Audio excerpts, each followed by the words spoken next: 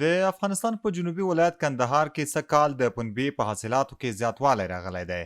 د دې ولایت کروندګر خوښ دي او وایي چې د نورو کلونو په پرتله یې سږکال د پنبې حاصلات څو برابره زیات شوي دي.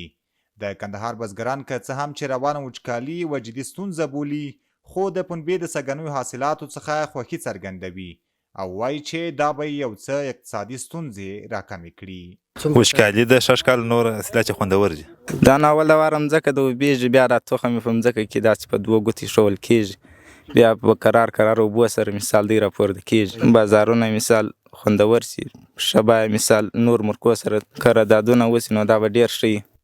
په کابل کې د پنبې یو شمېر پلورونکي وایي چې په کور دننه یې اوس دومره بازار نشته او قیمتونه یې هم لوړ شوي دي، خو زیاتوي چې دوی په کمه اندازه بهرنیو هیوادونو ته صادروي او له حکومت څخه غواړي چې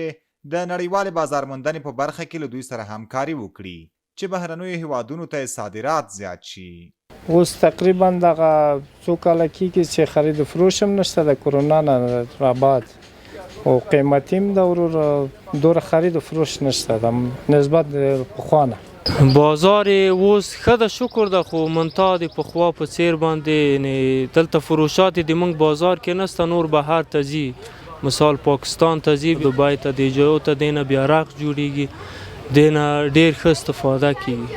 د کرنې او مالدارۍ وزارت ویان مصباح الدین مستعین بیا وایي چې سږکال نه یوازې دا چې په جنوبي ولایتونو کې د پنبې حاصلات د پام وړ زیات شوي، بلکې په شمالي ولایتونو کې هم پنبې ښه حاصلات ورکړي او زیاتوي چې د ښه کورني بازار ترڅنګ بهرنی بازار هم لري. مستعین وایي هڅې دا دي چې په راتلونکو کلونو کې هم د پنبې ترڅنګ د کروندګرو د هر ډول حاصلاتو د زیاتوالي لپاره ګړندي ګامونه پورته کړي. په جنوبي ولایتونو کې حاصلات ډېر زیات ورکړي دي او د دې د ترویج لپاره اسلامي امارت د کرنې وزارت هغه کوشش کړی و، خلکو ته عامه پوهاوی ورکړی و چې ستاسې د معیشت لپاره دا یو ښه بدیل جوړېدلی شي، نو په هغه خاطر باندې پنبه خلکو زیاته کرلې ده او اسلامي امارت په دې برخه کې ورسره مرستې هم کړي دي. د افغانستان پنبه په کور دننه او بهر ښه نوم او شهرت لري او سږکال په جنوبي او شمالي ولایتونو کې حاصلات په داسې حال کې زیات شوي چې